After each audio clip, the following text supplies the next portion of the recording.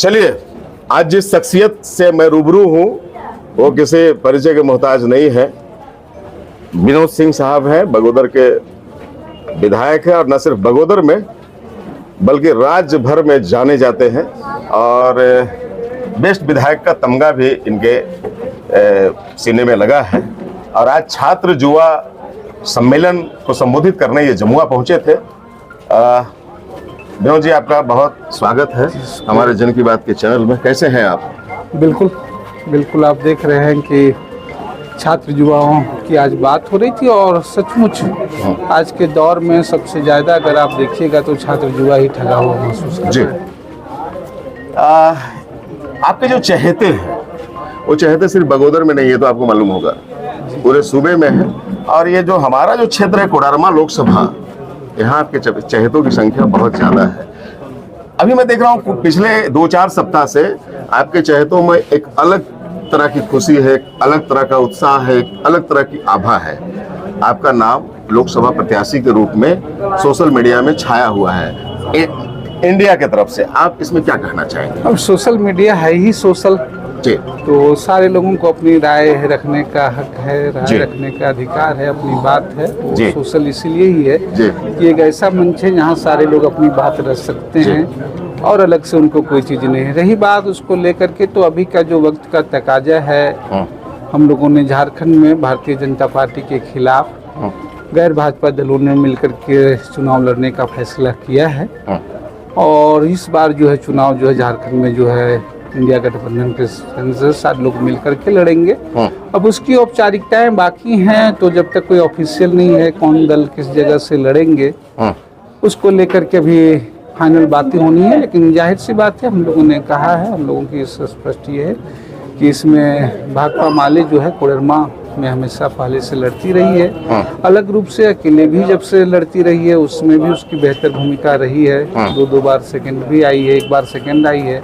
गिरिडीह के इलाकों में ज़्यादा उस पर व्यापक प्रभाव रही है, इसलिए भाकपा माले के लिए बेहतर होगा। इंडिया गठबंधन के तमाम लोग जो है कोडरमा सीट जो है वो भाकपा माले के सपोर्ट करते हैं। अच्छा, तो आप देख रहे हैं कि जहां भाजपा इन चीजों में बहुत आगे है, फर्स्ट फेज में ही कोडरमा को उन्होंने बहुत गंभीरता से लिया, ऐसे में इंडिया कहीं पिछड़ तो नहीं रही? बिल्कुल, उनकी सिटिंग सीट थी, वो जीते थे तो घोषित बात है। लेकिन मुझे लग रहा है कई सारी चीजें बातें थी और उसको लेकर के अब जाहिर सी बात है कोई एक बनी है और कोई जब नए नए रिश्ते जुड़ते हैं और नए नए लोग आते हैं तो उनकी आने की प्रक्रिया और रिश्ते जुड़ने की प्रक्रिया थोड़ी सी होती है। लेकिन वो थोड़ी धीमी जरूर लग रही हो, थोड़ी लंबी जरूर लग रही, लेकिन ये बहुत ही मजबूत और बेहतर रिश्ता बनेगा, बेहतर गठबंधन बनेगा।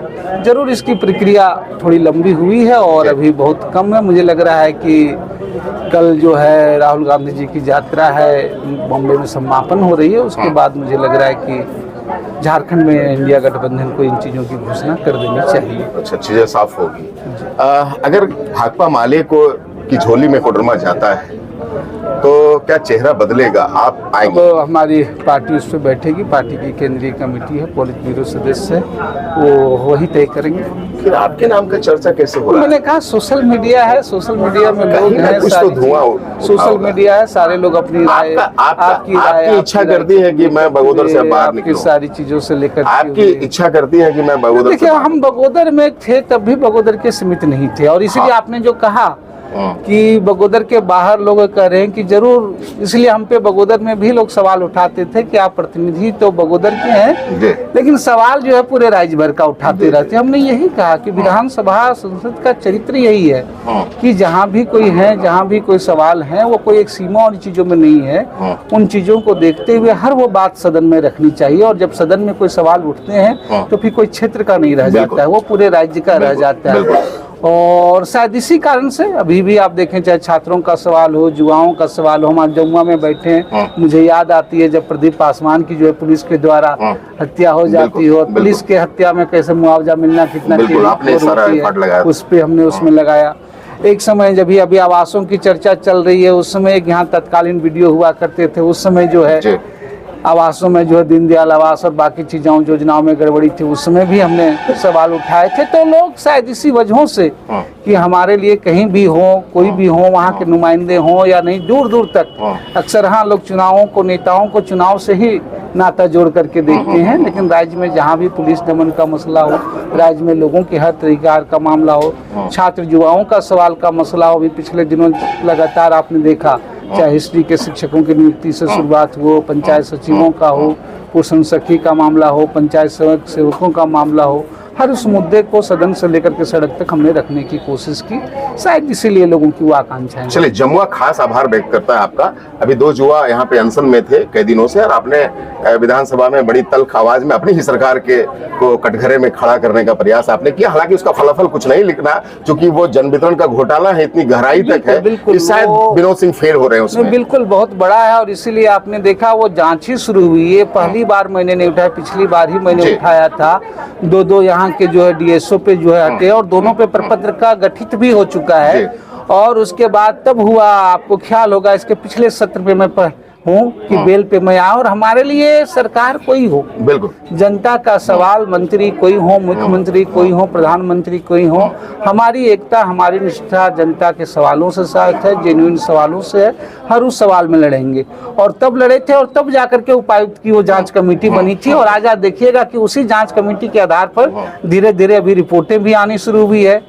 गिरिडीह एसपी ने कुछ एफआईआर पे ही दर्ज किया है, तो आगे हमारी कोशिश होगी जो इस पे हुई है, जो एफआईआर दर्ज हुए हैं, उस पे जो है वो पूरी कार्रवाई। और ये मसला सिर्फ वहाँ से जुड़ा हुआ नहीं है, वो एजेंसी आप जानते हैं, इसमें वो एफसीआई, फूड, भारत सरकार और तमाम चीजों से एक लंबी श्रृंखला है। लेकिन इस दिशा में कम से कम 2 अधिकारियों पे प्रपत्र का गठित हुआ है, दोनों हटे यहाँ से।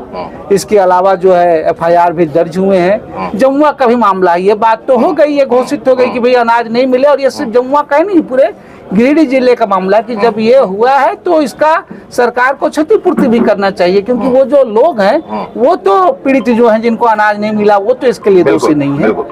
नहीं, एक तो कि वो दोषी नहीं है, दूसरा मसला है कि 96 ट्रक अनाज, तकरीबन 8 करोड़ रुपए सरकारी अगर हम मूल्य लगावें तो ये बहुत बड़ा घपला है। और आपको नहीं लगता है कि राज्य सरकार इसमें सही एफर्ट नहीं लगा पा रही है? या बिल्कुल मुझे लग रहा है, इसलिए हमने कहा, इसलिए माननीय मुख्यमंत्री हेमंत सोरेन जी आए थे, और उसके बाद सरकार ने इसको गंभीरता से लेना शुरू किया हुआ, और तब जाके जांच भी बनी, कमेटी भी बनी, और इसकी आप जान लीजिए कि कहाँ तक पड़ेगी। और इसलिए हम कह रहे हैं, आप देख लें, आप तो खोजी पत्रकारिता करते हैं, अच्छी हैं, कि गिरिडीह जिले में जितने गोदाम से लोगों को डोर स्टेप डिलीवरी और एफसीआई गोदाम में जो लोग हैं, जो संवेदक हैं, जो लोग हैं, वो कौन सारे लोग, अभी पिछले दिनों आपने देखा ही था, मैं नाम नहीं लेना चाहूंगा, जमुआ में आपने देखे कौन लोग जो है अपनी गाड़ियों में जो है वो कालाबाजारी करते हैं, राशन कालाबाजारी किया था। तो ये सारी स्थितियां स्पष्ट इशारा कर रही है। फिर भी आप सवालों से बच नहीं सकते, सरकार का आपका समर्थन मैंने तो इसलिए कहा, आपकी ही सरकार है, कहीं दिल तो दुखता नहीं है? मैंने कहा कि सरकार कोई भी हो,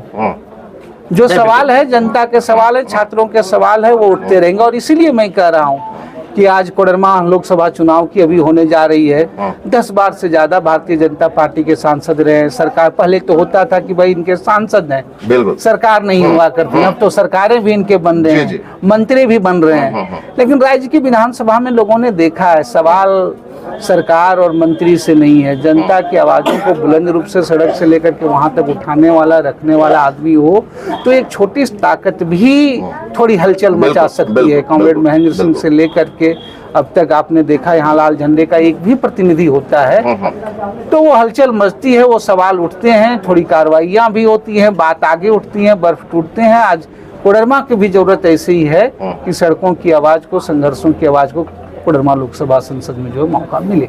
चलिए, अगर कोडरमा ने जैसा कि संभावना है आपको प्यार दे ही देता है, तो हम किस विनोद सिंह को देखेंगे? क्या बदलाव दिखेगा? जाहिर सी बात, कोडरमा प्यार देगी तो इंडिया गठबंधन को देगी, भाकपा माले को देगी। अभी तो बाकी उसके बाद की स्थितियां स्पष्ट नहीं है, लेकिन जाहिर सी बात है भाकपा माले के कार्यकर्ता होने के नाते आने वाला कल, बीता हुआ कल के तो बारे में बहुत दावे लोग करेंगे, हम ये करेंगे, वो करेंगे, लेकिन जो बीता हुआ कल है वो सबके सामने है जी। तो बीता हुआ कल में कि भाकपा माले का प्रतिनिधि अगर यहाँ से जीतता है तो यहाँ की आवाज़, कोडरमा की अपेक्षा का सवाल, गिरिडीह की भले ही आकांक्षी जिला हो, लेकिन आकांक्षाओं का गला घोटा गया। 450 से ज्यादा गांव जो है सड़कों से वंचित हैं। प्रधानमंत्री सड़क योजना की राशि नहीं मिली, प्रधानमंत्री आवास योजना की जो है वो राशि नहीं मिली। पूरे प्रवासी मजदूर सबसे ज्यादा गिरिडीह से है। राज्य में हमने बहुत इन मौकों पे लड़ा के नीतियां बनी। आज कम से कम कोई नहीं कर सकता, कोई मौत हो गई, कोई दुर्घटना हो गया तो उसके परिवारों तक 100 आ जाएंगे। लेकिन अभी भी जो प्रवासी मजदूर हैं, देश से बाहर हैं, उनके स्वास्थ्य मामला है, कई सारे केंद्र के सवाल हैं, इशू हैं, उनके सुविधाओं का सवाल है। आज जमुआ से लोग सूरत तक जो है इस गर्मियों में बसों में ठूस करके हम लोगों को जाता है। सूरत हो, हैदराबाद हो, मुंबई हो। लेकिन आप देख लीजिए इन 10 सालों में अगर आप देखेंगे तो एक भी कोई ट्रेन यहाँ के प्रवासी श्रमिकों के लिए नहीं। वैसे ट्रेनों को लोग फोटो खूब खिंचा रहे बंदों में, जिसमें आधी से ज्यादा जो है सीटें जो वो खाली जा रही है। लेकिन हमारे मजदूर, हमारे लोग जो बाथरूम के डब्बों में जो है बैठ करके जा रहे हैं, वो इनकी प्राथमिकता नहीं है। तो ये सवाल, ये मुद्दे, ये चीजें ज्यादा मुखर तरीके से उठेंगे और इसमें बेहतरी के प्रयास होंगे। आपकी जो सरकार है वो भ्रष्टाचार में घिरी नजर आती है विनोद जी। वो चलिए वो कहाँ तक सत्य है हम उस पर नहीं जाते, लेकिन हम ये कहना चाहते हैं विनोद जी, अपने गिरिडीह की बात करें, कई भ्रष्ट पदाधिकारियों के पनाहगार बना है गिरिडीह, और कहीं ना कहीं आप लोगों की चुप्पी जनता को अखरी है। अभी आपने डीएसपी विनय सिंह को देखा, जिसको आप लोगों ने पुरस्कृत करके भेजा है। आपको ख्याल होगा तो मैं बता रहा हूँ, इसी जगह पे पिछले डीओ के ऊपर हुआ मसला हुआ था, हमने सवाल हुआ, लंबित हुए, वहाँ पर हटे, वहाँ पे कार्रवाई, और इसलिए हमने कहा कि कहीं कोई मसला हो। और भ्रष्टाचार का देखिए मामला ही नहीं है। भाजपा के लिए तो भ्रष्टाचार इशू नहीं है, उनके लिए है कि जो उनके साथ हैं वो भ्रष्टाचार मुक्त हैं। हाँ, वो तो और जो उनके साथ नहीं है वो भ्रष्टाचार युक्त हैं। आज अभी आप देख रहे हैं इलेक्टोरल बॉन्ड की जो सच्चाइयां अभी सामने आनी शुरू हुई है, अभी इसकी डिटेल आना है, लेकिन वो दिख रहे हैं कि कैसे ईडी सीबी तमाम छापे और उनके खजाने बढ़ते जाते हैं। और ये तो इलेक्टोरल फंड है, पीएम जो केयर फंड है उसकी अगर हकीकत आ जाएगी तो उससे भी बुरी होगी, और खास करके उससे भी कि वो पैसे खर्च कहाँ किए गए। तो इस हमाम में तो सभी नंगे हैं, आप जिनके साथ गठबंधन कर रहे हैं वो भी तो है। मुझे लग रहा है किसी सवालों में बिल्कुल है, इसलिए हमने कहा माले के रूप में रहा है कि हम लोग इन सारे सवालों पे सवाल लड़ते रहें, सरकार कोई भी रही हो, यहाँ भी सरकारों पे लड़ते रहे।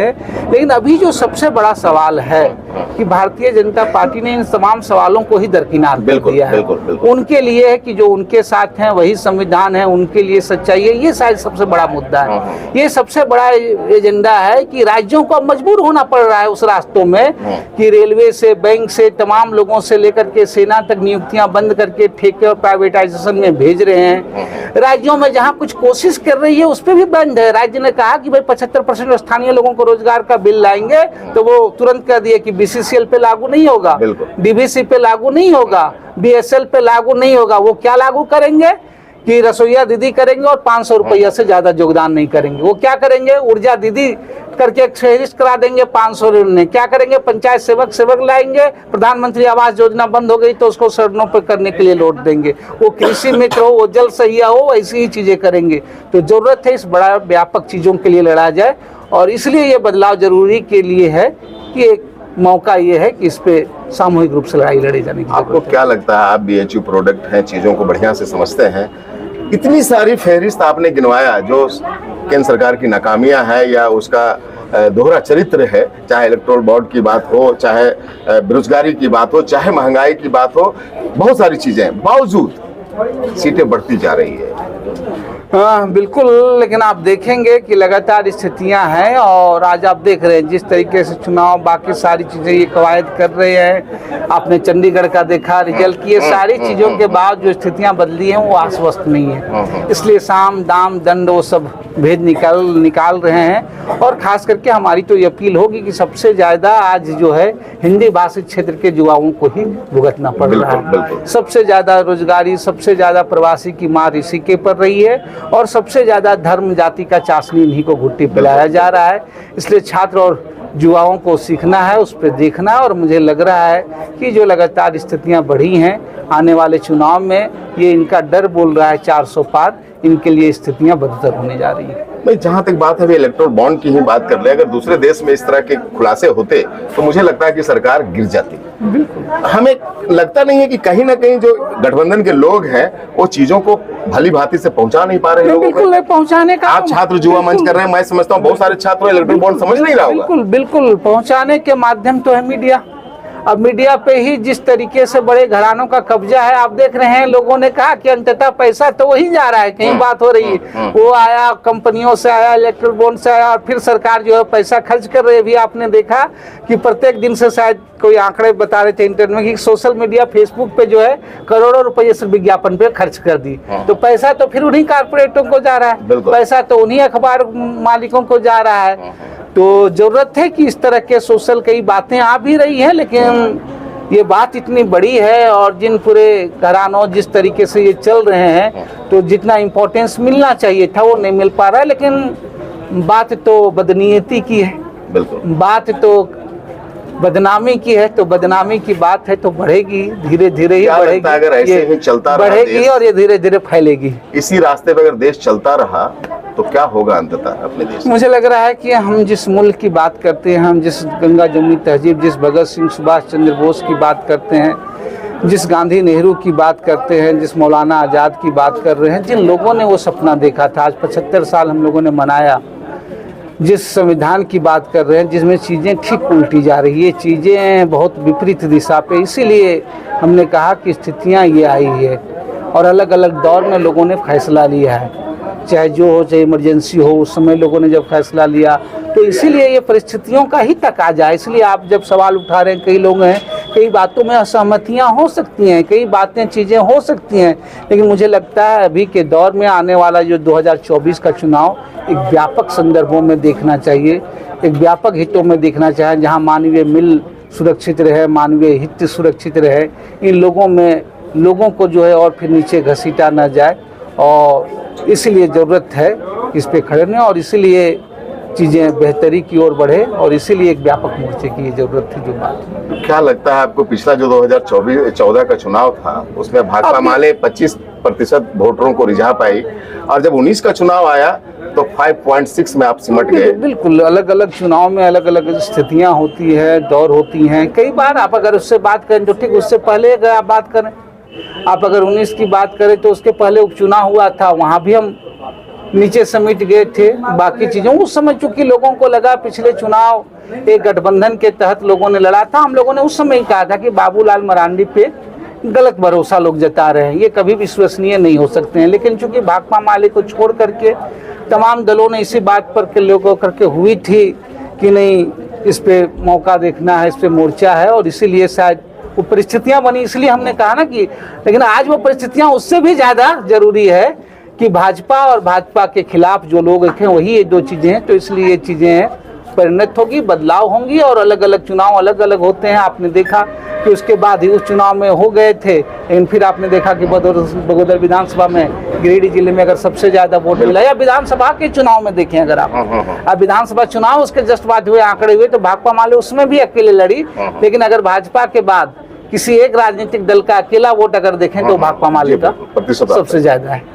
क्या लगता है, 2 सीटों की मांग आपकी तरफ से हो रही है, हजारीबाग और कोडरमा, ज्यादा गंभीर कहाँ है? लगातार उस पर बात हो रही थी धन्यवाद, लेकिन हमको लग रहा है उस पर लिखने की बात हो गई है कि कोडरमा ही फाइनल। कोडरमा बेहतर स्थितियों में लगातार 3 चीजों में है, और एक तरीके से हो चीजें हैं, औपचारिक हम तो कहेंगे जल्द घोषणाएं हों, ताकि तमाम गठबंधन के लोग उस पर मिल करके कोडरमा। चलिए, बर्फ पिघल रहा है और ये कयास से सच्चाई की ओर जा रहा है कि कोडरमा लोकसभा चुनाव में अन्नपूर्णा देवी के सामने कॉमरेड विनोद सिंह ही होंगे इंडिया के तरफ से, ऐसी कयास है। मैं अभी इसको आधिकारिक नहीं कहता। तो ऐसे में देखना दिगर होगा कि कोडरमा की जनता का मत क्या होता है, क्या वो परिवर्तन चाहते हैं, और परिवर्तन चाहते हैं तो किस रूप में चाहते हैं। कोडरमा की जनता के लिए आपको कुछ कहना है तो आप बिल्कुल, मैं यही कहूँगा कि भाकपा माले का अगर प्रतिनिधि होता है, कॉमरेड महेंद्र सिंह से लेकर के अध्यक्ष है, तो एक ऐसा प्रतिनिधि है जो सड़कों से सदन तक आवाज़ उठेगी। आप सड़क पे, चौराहे पे जब चाहे कॉलर पकड़ के पूछ सकते हैं, खड़े हो सकते हैं, आप उससे बात कर सकते हैं, उससे सवाल कर सकते हैं, और आपकी आवाज़ ज़्यादा मजबूती से, सरकार कोई हो, मंत्री कोई बने, प्रधानमंत्री कौन हुए हैं, भाकपा माले के प्रतिनिधि के रूप में जो भी होंगे उनका पक्ष आपके साथ होगा। जब भी आप कंधा उठा करके देखेंगे आपके कंधे के बगल में उनका कंधा होगा। बहुत बहुत धन्यवाद आपका। धन्यवाद, शुक्रिया। Thank you.